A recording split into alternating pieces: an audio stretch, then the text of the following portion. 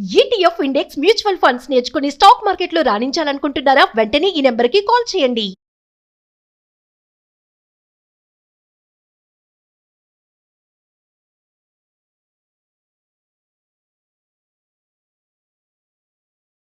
నమస్తే, welcome back to Suman TV. Present మనతో పాటు ఉన్నారు stock market analyst Sundararam Reddy గారు. నమస్తే సార్. నమస్తే.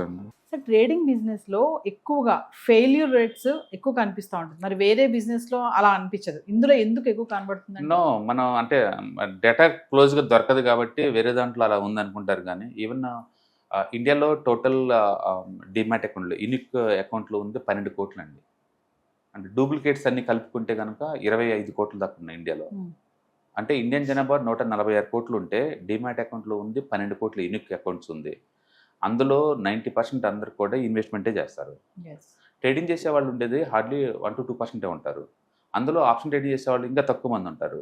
అందుకని F&Oలో ట్రేడ్ చేసే దాంట్లో ఎక్కువ మంది లాస్ అవుతున్నారు, F&O ట్రేడింగ్ చేసే వాళ్ళల్లో. బట్ అందరు చేయట్లేదు కదా. అందుకని సెబీ వాళ్ళ డేటా పబ్లిష్ చేసేది కేవలం F&O data, features and option చేసే వాళ్ళు మాత్రమే. బేసికల్గా ట్రేడింగ్ అంటే ఏంది? By and cell anything with in the 1 year.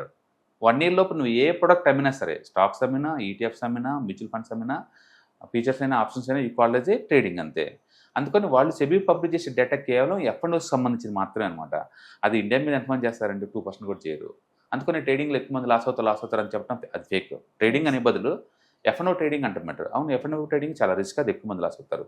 But A business చూసుకున్నా సరే లిటరల్లీ 90% లాసే ఉంటాయండి. బిజినెస్ అంటేనే చాలా రిస్కీ, 6% చాలా తక్కువ. అందుకని ట్రేడింగ్ అనుకోండి, 6% లాస్ పర్సెంట్ చాలా ఎక్కువ, మేబీ 98% దాకా లాస్ అవుతుంది ట్రేడింగ్లో. అండ్ మీరు హోటల్ పెట్టారనుకోండి, హోటల్ కూడా ఆల్మోస్ట్ 90% లాస్ అవుతారు. అది మన సక్సెస్ ఏముంటుందండి? అక్కడ కూడా అంత లాస్ అవుతారు. అండ్ జిమ్ పెట్టారనుకోండి 81% దాకా ఉంది లాస్ పర్సెంటేజ్ దాంట్లో కూడా.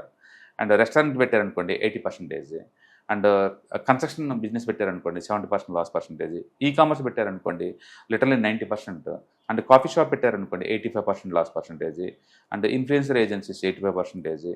లాజిస్టిక్ లేదా ట్రక్కింగ్ పెట్టారనుకోండి 80%. Retail store పెట్టారనుకో 17%. అండ్ వాళ్ళు చాలా సైంటిఫిక్ డేటా బ్యాక్ టెస్ట్ చేసేసి కొన్ని వందల బిజినెస్ అనలైజ్ చేసినప్పుడు ఏంటంటే, నువ్వు ఏ బిజినెస్ అని పెట్టండి అంటే వాటిలో loss percentage literally more than 80% ఉంటుంది. అందుకని ప్రతి బిజినెస్ లాస్ ఉంటుంది. బట్ మనం ఎక్కువ డిస్కస్ చేసేది ఓన్లీ ట్రేడింగ్ గురించి డిస్కస్ చేస్తుంటాం. బట్ బిజినెస్ అంటేనే లాస్ పర్సెంటేజ్ చాలా ఎక్కువ. అంతెందుకు, ఇండియాలో మొత్తం ఐఐటీలకి ప్రిపేర్ అయ్యేది ఎంతమంది? జేఈ రాసేవాళ్ళు రఫ్గా 20 లక్షల మంది ఉంటారు ఇండియా మొత్తం మీద.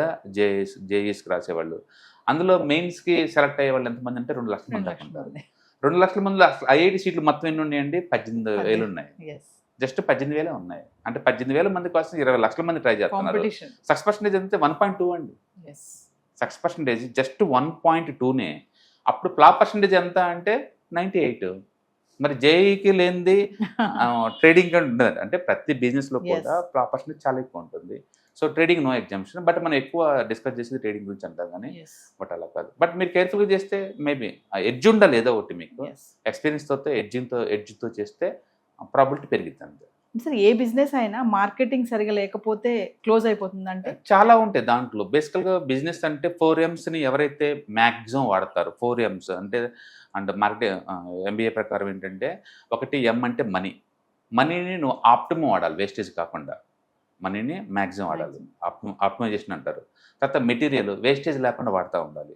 తర్వాత మిషనరీ ఖాళీ లేకుండా 24 గంటలు వాడుతూనే ఉండాలి మిషనరీ. ఎందుకంటే మనం గ్యారెంటీ 5 years అన్నారనుకోండి, నువ్వు ఎలా వాడినా 5 years వరకు ఇస్తారు. మీరు డే టైం వాడుతుంటే కష్టం కదా, 24 గంటలు వాడుతున్నారు అనుకోండి, అది మిగులుతుంది కదా. ప్లస్ రెంటల్ మిగులుతుంది 24 గంటలు మిషన్ రన్ అవుతుంటే. అదే డే టైం ఒకటే వాడారనుకోండి, రెంటల్ ఎక్కువవుతున్నాయి కదా అది. And 4th one machinery men అనమాట. అంటే హ్యూమన్ మ్యాన్ పవర్ని ఎంత ఎఫిషియన్సీగా వాడుతున్నారు. అంటే ఒక మంచి బిజినెస్ సక్సెస్ అవ్వాలంటే material, human man power, money, machineries, ఈ 4టిని మ్యాక్సిమం ఖాళీ లేకుండా వాడుతూనే ఉండాలి. వీటి డెవలప్మెంట్ కోసం మనకి ERP సాఫ్ట్వేర్ డెవలప్ చేసింది అనమాట. అందుకని అన్ని బిజినెస్ సక్సెస్ అవుతాయి అంటే ఏదైతే ఈ 4టిని వాడతారో అది. ఏదైనా సరే ఎక్స్పీరియన్స్ లేకుండా ఏసీ రూమ్లో కూర్చొని ప్లాన్ చేసిన అట్లా ఫ్లాప్ అవుతాయండి. గ్రౌండ్ రియాలిటీ ఏంటంటే, మీరు ఏదైనా బిజినెస్ చేయాలనుకుంటే మీరు ఆ బిజినెస్ కొన్ని రోజులు చేసిన తర్వాత అప్పుడు ఓపెనింగ్ రండి. ఈవెన్ మీరు కిల్లీ షాప్ పెట్టాలన్నా సరే, కిల్లీ ఎలా ప్యాక్ చేయాలా, ఏమేమి ఇంగ్రీడియంట్స్ ఎలా చేయాలా, తక్కువ రేట్ తోటి మంచి టేస్ట్ ఎలా తీసుకురావాలో మాకు తెలిసి ఉండాలి. అండ్ చదువుకొని వస్తే అది వర్కౌట్ అవ్వదు అనమాట. అందుకని ఎక్స్పీరియన్స్ పర్సన్స్ పెడితే ప్రాబిలిటీ పెరిగిద్ది. అండ్ స్ట్రైట్ బిజినెస్ స్కూల్ నుంచి వస్తే మాత్రం పర్సంటేజ్ ఎక్కువ ఉంటుంది. ఎస్, మీరు కొన్ని బిజినెస్ గురించి చెప్పారు కదా సార్, 85% అన్నారు, అవును, హోటల్స్ అవును, అన్నారు, అవును, జిమ్ అన్నారు, అవును. ఇన్ఫ్లుయెన్స్ అన్నారు. అవును. అంటే ఫెయిల్యూర్ ఉన్నటువంటి ఈ వ్యాపారాల్లో ఇంకా అవకాశాలు ఉన్నాయా అది అంటే? ఎప్పటికీ ఉంటుంది. ఎందుకంటే ఇవన్నీ లోకలైజేషన్ బిజినెస్లో ఎక్కడ లోకలైజేషన్ టేస్ట్ ఉంటే దాని తగ్గట్టు ఉంటుంది అనమాట. Yes. అంటే ఒక్కొక్కటి ఇప్పుడు చెన్నైలో ఉందనుకోండి, అక్కడికి వెళ్ళి మనం పూరీలు పెడితే బిజినెస్ ఆగపోవచ్చు. బట్ ఇడ్లీ సాంబార్ పెడితే వర్కౌట్ అవుద్దేమో కదా. దానికి మీరు లోకల్ ఫ్లేవర్ ఏదైనా యాడ్ చేశారనుకోండి, ఖచ్చితంగా వర్కౌట్ అవుద్ది. Yes. అండ్ కొన్ని చోట్ల ఉంటాయి, టీ ఉన్నా సరే మద్రాస్ ఫిల్టర్ కాఫీ అంటారు, కొన్ని యూనిక్నెస్ ఉంది కదా. అట్లా ఏదైనా యూనిక్నెస్ ఉంటే వర్కౌట్ అవుతుంది. మాస్ ఉన్నప్పుడు ఆ ప్లేస్లో పెడితే వర్కౌట్ అవుద్ది.